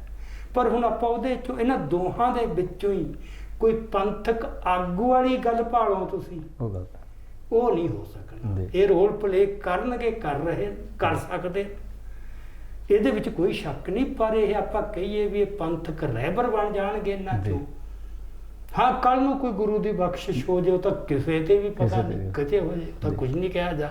ਪਰ ਅੱਜ ਜੋ ਸਿਚੁਏਸ਼ਨ ਹੈ ਉਹਦੇ ਵਿੱਚ ਲੋਕਾਂ ਨੂੰ ਇਸ ਤਰ੍ਹਾਂ ਦਾ ਟਫਲਾ ਨਹੀਂ ਖਾਣਾ ਚਾਹੀਦਾ, ਫੇਰ ਐਵੇਂ ਹੋਰ ਨਵੀਂ ਇੱਕ ਸੰਕਟ ਆਊ। ਸੋ ਇੱਕ ਤਾਂ ਇਹਦਾ ਪਹਿਲੂ ਇਹ ਹੈ। ਦੂਜਾ ਜਿਹੜਾ ਮੈਂ ਕਹਿਣਾ ਵੀ ਜਦੋਂ ਅਸੀਂ ਜੂਨ 84 ਨੂੰ ਯਾਦ ਕਰਦੇ ਹਾਂ, ਇੱਕ ਗੱਲ ਤਸੱਲੀ ਵਾਲੀ ਹੈ ਕੌਮ ਦੀ, ਜਿਹੜਾ ਉਹਨਾਂ ਨੇ ਜ਼ੋਰ ਲਾਇਆ ਕਿ ਇਹ ਭੁੱਲ ਜਾਣ ਜੀ, ਕੌਮ ਨੇ ਕਿਹਾ ਸੀ ਨੈਵਰ ਫੋਰਗੇਟ 84, ਕਦੇ ਨਾ ਭੁੱਲੋ। ਇਹ ਦਿਖਾਤਾ ਕਿ ਭੁੱਲੇ ਨਹੀਂ, ਯਾਦ ਹੈ ਹਰ ਸਾਲ ਲਗਾਤਾਰ। ਉਹ ਜੂਨ ਦੇ ਹਫਤੇ ਨਹੀਂ ਕਦੇ ਵੀ ਨਹੀਂ, ਮਤਲਬ ਪੈਰ ਤੇ ਯਾਦ ਆਉਂਦਾ, ਉਹ ਤਾਂ ਬਸ ਸਾਡੇ ਅੰਦਰ ਉਹ ਤਾਂ ਮਤਲਬ ਨਾ ਜ਼ਖਮ ਇਹੋ ਜਿਹੇ ਹੋ ਗਏ, ਉਹ ਨਹੀਂ ਕਿਤੇ ਭੁੱਲ ਜਿਉਂ ਸੱਟ ਵੱਜਦੀ ਹੈ, ਉਹ ਦੇਖਿਆ ਜਾਵੇ ਤਾਂ ਜਿਵੇਂ ਉੱਪਰੋਂ ਖਰੋਚਿਆ ਜਾਂਦਾ, ਉਹ ਚੀਜ਼ ਹੋ ਜਾਂਦੀ। ਹੁਣ ਪਰ ਇਹ ਵੀ ਹਰ ਸਾਲ ਮਤਲਬ ਉਸ ਹਫਤੇ ਦੇ ਵਿੱਚ ਸਮਾਗਮ ਹੁੰਦੇ ਨੇ ਜਿਹਦਾ ਜਦੋਂ ਕੌਮ ਯਾਦ ਕਰਦੀ ਹੈ। ਪਰ ਐਤਕੀ ਮੈਨੂੰ ਇਹ ਲੱਗਿਆ ਕਿ ਇਹਦੇ ਤੇ ਵੀ ਥੋੜੀ ਗੱਲ ਹੋਣੀ ਚਾਹੀਦੀ ਹੈ, how to remember and how not to remember. ਜਦੋਂ ਅਸੀਂ ਯਾਦ ਕਰਦੇ ਹਾਂ ਨਾ ਕਿ ਅਸੀਂ ਜੂਨ 84 ਨੂੰ ਹਰ ਸਾਲ ਯਾਦ ਕਰਦੇ ਹਾਂ, ਤਾਂ ਉਹਦਾ ਇੱਕ ਹੋਰ ਪੱਖ ਵੀ ਹੁੰਦਾ, ਹਾਊ ਨਾਟ ਟੂ ਰਿਮੈਂਬਰ।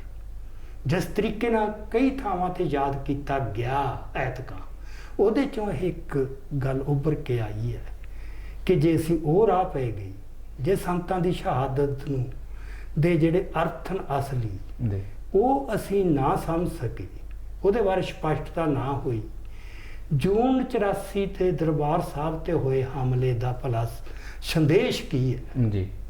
ਜੇ ਕੋਈ ਤੁਹਾਨੂੰ ਇਹ ਪੁੱਛ ਲੈ ਸੰਦੇਸ਼ ਕੀ ਹੈ, ਤਾਂ ਮੇਰਾ ਖਿਆਲ ਹੈ ਸਿੱਖ ਦਾ ਜਵਾਬ ਇਹ ਹੋਣਾ ਚਾਹੀਦਾ ਕਿ ਇਹਨੇ ਸਿੱਖਾਂ ਨੂੰ ਗੁਲਾਮੀ ਦਾ ਅਹਿਸਾਸ ਨੰਬਰ 1, ਦੂਜਾ ਉਸ ਗੁਲਾਮੀ ਤੋਂ ਮੁਕਤ ਹੋਣ ਲਈ ਆਜ਼ਾਦੀ ਲੜਨ ਵਾਸਤੇ ਦੀ ਜਿਹੜੀ ਸੀਗੀ ਚੇਤਨਾ ਤੇ ਜਜ਼ਬਾ ਪ੍ਰਚੰਡ ਕੀਤਾ ਇੰਨੀਆਂ ਸ਼ਹਾਦਤਾਂ ਨਾਲ ਜੀ। ਫਿਰ ਇੱਕ ਸ਼ਹਾਦਤਾਂ ਦੀ ਲੜੀ ਚੱਲੀ ਹੈ ਜਸਵੰਤ ਸਿੰਘ ਖਾਲੜਾ ਤੱਕ ਜੀ, ਜਿਹਦਾ ਕੋਈ ਅੰਤ ਨਹੀਂ।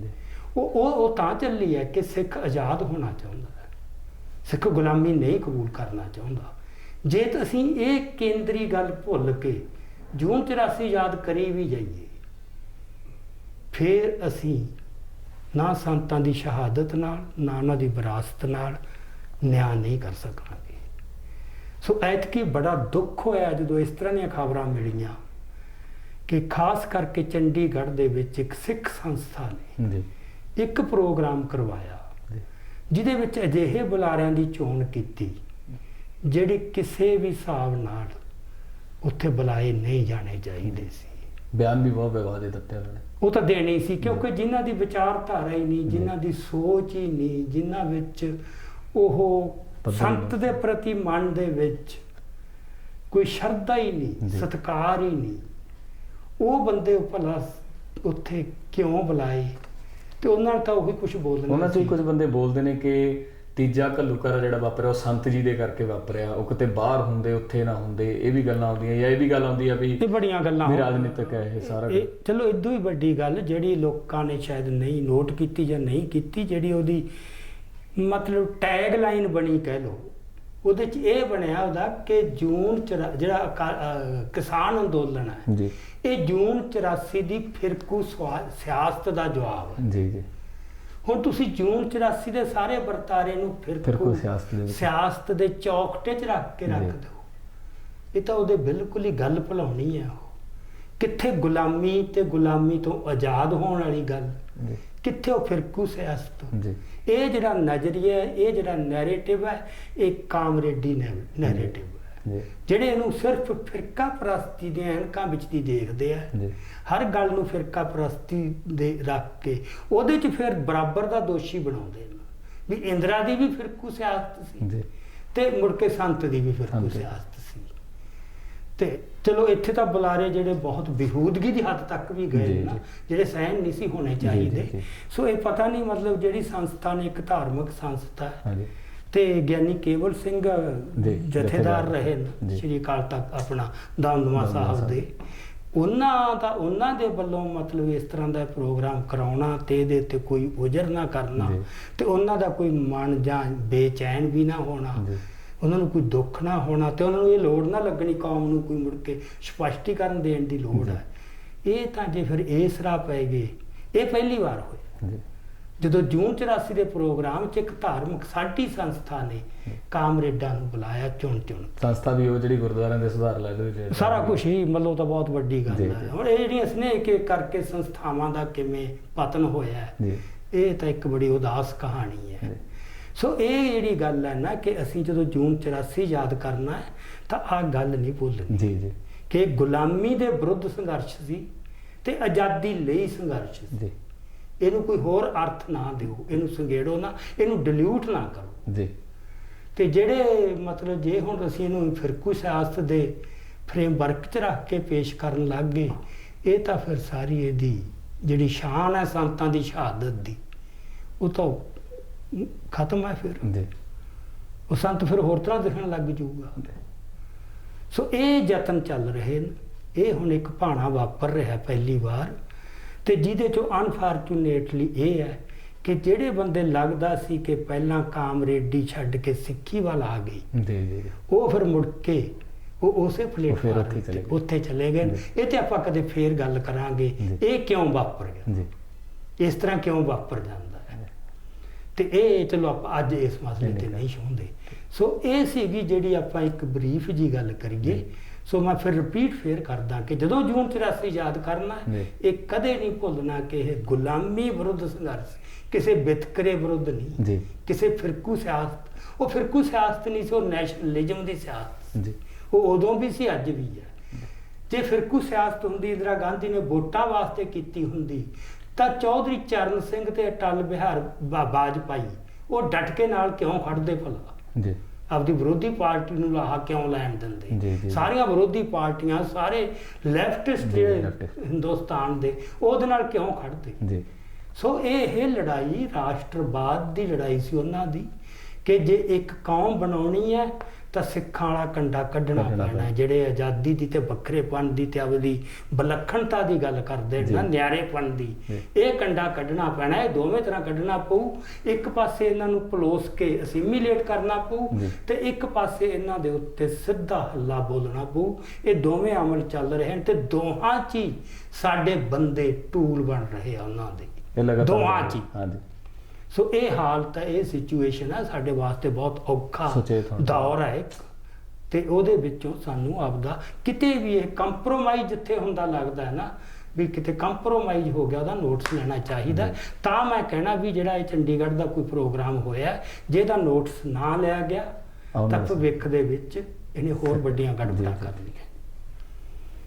ਸੋ ਮੇਰਾ ਖਿਆਲ ਹੈ ਕਿ ਇੰਨੀ ਇੱਕ ਗੱਲ ਅੱਜ ਦੇ ਪ੍ਰੋਗਰਾਮ ਸੀ। ਬਾਕੀ ਦੂਜੀ ਜਿਹੜੀ ਗੱਲ ਆਪਾਂ ਪਹਿਲਾਂ ਵੀ ਕਿਹਾ ਸੀ ਕਿ ਸੰਤ ਉੱਥੇ ਕਿਉਂ ਗਏ, ਕਿਉਂਕਿ ਬਾਰ-ਬਾਰ ਉੱਠੂਗਾ। ਜੀ ਜੀ ਪਹਿਲਾਂ ਚੱਲਿਆ ਕਿ ਉਹ ਕਾਂਗਰਸ ਦੀ ਉਪਜ ਸੀ, ਜੀ ਉਹ ਵੀ ਚੱਲੀ ਜਾਂਦਾ, ਅਜੇ ਵੀ ਚੱਲੀ ਜੀ ਜਾਂਦਾ। ਹਜੇ ਵੀ ਕਹਿੰਦੇ ਨੇ ਹਾਂ, ਉਹ ਚੱਲੀ ਜਾਂਦਾ ਹੁੰਦਾ ਹੈ। ਉਹ ਤਾਂ ਦੀਪ ਸਿੱਧੂ ਨੂੰ ਲੋਕਾਂ ਨੇ ਜਿਹਨੇ ਕਹਿਣਾ ਹੈ ਕੁਛ ਹੋ ਜੇ, ਉਹਨੂੰ ਬੀਜੇਪੀ ਦਾ ਕਹੀ ਜਾਣਾ ਹੈ। ਸੰਤਾਂ ਨੂੰ ਕਾਂਗਰਸ ਦਾ ਏਜੰਟ ਉਹ ਸੈਕਸ਼ਨ ਨੇ ਕਹੀ ਜਾਣਾ ਹੈ ਕੁਛ ਹੋ ਜੇ। ਸੋ ਇਸ ਕਰਕੇ ਉਹ ਤਾਂ ਕਈ ਇੱਥੋਂ ਤੱਕ ਕਹਿੰਦੇ ਕਿ ਸੰਤ ਆਪਣੀ ਸਮਝ ਨਹੀਂ ਸੀ ਰੱਖਦੇ, ਅਕਾਲੀ ਦਲ ਜਿਵੇਂ ਕਹਿੰਦੇ ਉਵੇਂ ਚੱਲਦੇ ਆ। ਇਹ ਵੀ ਕਹਿੰਦੇ ਆ ਕਿ ਅਕਾਲੀ ਦਲ ਨੇ ਫੋਰਸ ਕਰਿਆ ਸੈਂਟਰ ਨੂੰ ਵੀ ਤੁਸੀਂ ਬੜਾ ਕੁਝ ਝੂਠ ਬੋਲਿਆ ਜਾਂਦਾ। ਮੈਂ ਹੁਣ ਇੱਕ ਵੀਡੀਓ ਦੇਖੀ ਸੀਗੀ, ਕਿਉਂਕਿ ਜੂਨ 84 ਨਾਲ ਸੰਬੰਧਿਤ ਆ ਜਿਹੜੇ ਨਵੇਂ ਚੈਨਲ ਚੱਲੇ ਆ, ਬੜੇ ਗੈਰ ਜ਼ਿੰਮੇਵਾਰੀ ਨਾਲ ਬੰਦਿਆਂ ਨੂੰ ਬੁਲਾਉਂਦੇ ਨੇ ਬਿਨਾਂ ਸੋਚੇ ਸਮਝੇ ਵੀ ਜਿਹੜਾ ਬੰਦਾ ਬੋਲ ਰਿਹਾ ਉਹ ਝੂਠ ਕਿੰਨਾ ਬੋਲ ਰਿਹਾ ਸਾਰਾ। ਹੁਣ ਇੱਕ ਉਹ ਗੁਰਾਇਆ ਜਿਹੜਾ ਕਰਨਲ ਫੌਜ ਦਾ, ਉਹਦੇ ਨਾਲ ਗੱਲਬਾਤ ਹੋਈ, ਉਹ ਕਹਿੰਦਾ ਵੀ ਰਾਮੂ ਵਾਲੀਏ ਨੇ ਮੈਨੂੰ ਦੱਸਿਆ ਮੈਂ 4 ਜੂਨ ਨੂੰ ਸੰਤ ਜਰਨੈਲ ਸਿੰਘ ਨੂੰ ਫੋਨ ਕੀਤਾ ਇੰਟਰ ਟੈਲੀਕਾਮ ਤੇ, ਹਨਾ, ਤੇ ਉਹਨਾਂ ਨੂੰ ਮੈਂ ਕਿਹਾ ਵੀ ਆ ਫੌਜ ਆ ਗਈ। ਉਹ ਕਹਿੰਦਾ ਕੋਈ ਨਹੀਂ, ਲੋਹੇ ਦੇ ਚਨੇ ਜਵਾ ਦਿਆਂਗੇ, ਪਰ ਤੂੰ ਫਿਕਰ ਨਾ ਕਰ, ਪਾਕਿਸਤਾਨ ਤਿਆਰ ਹੈ, ਉਧਰੋਂ ਪਾਕਿਸਤਾਨ ਆ ਜੂ ਤੇ ਬਸ ਖਾਲਿਸਤਾਨ ਬਣ ਜੂ। ਹੁਣ ਕਿਹਨੂੰ ਨਹੀਂ ਇਹ ਪਤਾ ਕਿ ਸੰਤ ਜਰਨੈਲ ਸਿੰਘ ਭਿੰਡਰਾਂ ਵਾਲੇ ਬਲਵੰਤ ਸਿੰਘ ਰਾਮੂ ਵਾਲੀਏ ਨਾਲ ਗੱਲ ਕਰਨ, ਦੋਹਾਂ ਕੈਂਪਾਂ ਦਾ ਉਦੋਂ ਰਿਸ਼ਤਾ ਕੀ ਸੀ, ਤੇ ਉਹਨਾਂ ਚੋਂ ਖਾਸ ਕਰਕੇ ਰਾਮੂ ਵਾਲੀਆ ਉਹ ਕੀ ਜਾਂ ਉਂਜੀ ਬਲਵੰਤ ਸਿੰਘ ਰਾਮੂ ਵਾਲੀਏ ਦੀ ਕਿਸੇ ਵੀ ਗੱਲ ਤੇ ਯਕੀਨ ਕਰਨਾ, ਉਹਦੀ ਗੱਲ ਨੂੰ ਫੇਸ ਵੈਲਿਊ ਤੇ ਲੈਣਾ, ਇਦੋਂ ਵੱਡਾ ਮੂਰਖ ਬੰਦਾ ਕੋਈ ਨਹੀਂ ਹੋਊ ਜੇ ਉਹਦੀ ਕਹੀ ਹੋਈ ਗੱਲ ਤੇ ਯਕੀਨ ਕਰਨਾ। ਸੋ ਉਦੋਂ ਸੰਤ ਮਤਲਬ ਹੀ ਨਹੀਂ ਉਹਦੇ ਨਾਲ ਇਹ ਗੱਲ ਕਰਨ। ਸੋ ਇਸ ਤਰ੍ਹਾਂ ਦੀ ਜੇ ਤੁਸੀਂ ਗੱਲਾਂ ਧਮਾਉਣੇ ਹੋ ਨਾ, ਇਹ ਚੋਂ ਪਤਾ ਕੀ ਨਿਕਲਦਾ ਵੀ ਸੰਤ ਤਾਂ ਭੁਲੇਖੇ ਚ ਮਾਰੇ ਗਏ ਵੀ ਪਾਕਿਸਤਾਨ ਆਊ ਤੇ ਖਾਲਿਸਤਾਨ ਬਣ ਜਾਏ। ਇਹ ਗੱਲ ਬਹੁਤ ਸੀਰੀਅਸ ਹੈ। ਹੁਣ ਮਤਲਬ ਗੁਰਬਾਣੀ ਤਾਂ ਇਹ ਕਹਿੰਦੀ ਹੈ ਕਿ ਨਾ ਉਹ ਮਰੈ ਨਾ ਠਾਗਿਆ ਜਾਏ, ਜਿਨ ਕੇ ਰਾਮ ਬਸੈ ਮਨ ਮਾਹਿ।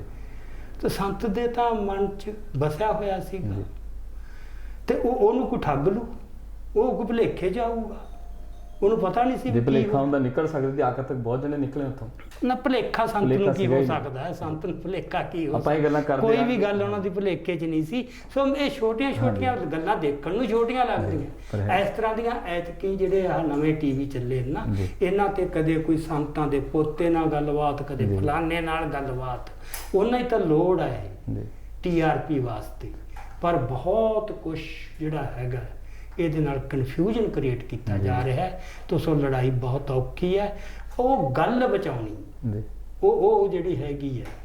ਤੇ ਦੂਜੀ ਗੱਲ, ਜਿਹੜਾ ਖਾਲਿਸਤਾਨ ਦਾ ਉਹਨਾਂ ਨੇ ਆਜ਼ਾਦੀ ਦਾ ਦਿੱਤਾ ਸੀਗਾ, ਜਦੋਂ ਤੁਸੀਂ ਉਸ ਢਾਂਚੇ 'ਚ ਫਿੱਟ ਕਰੋਗੇ ਸੂਬੇਦਾਰੀ ਰਾਜਨੀਤੀ ਦੇ ਵਿੱਚ, ਤਾਂ ਉਹ ਫਿਰ ਜਿਹਨੂੰ ਅੰਗਰੇਜ਼ੀ 'ਚ ਕਹਿੰਦੇ ਟ੍ਰਿਬਲਾਈਜ਼ ਹੋ ਜੂ।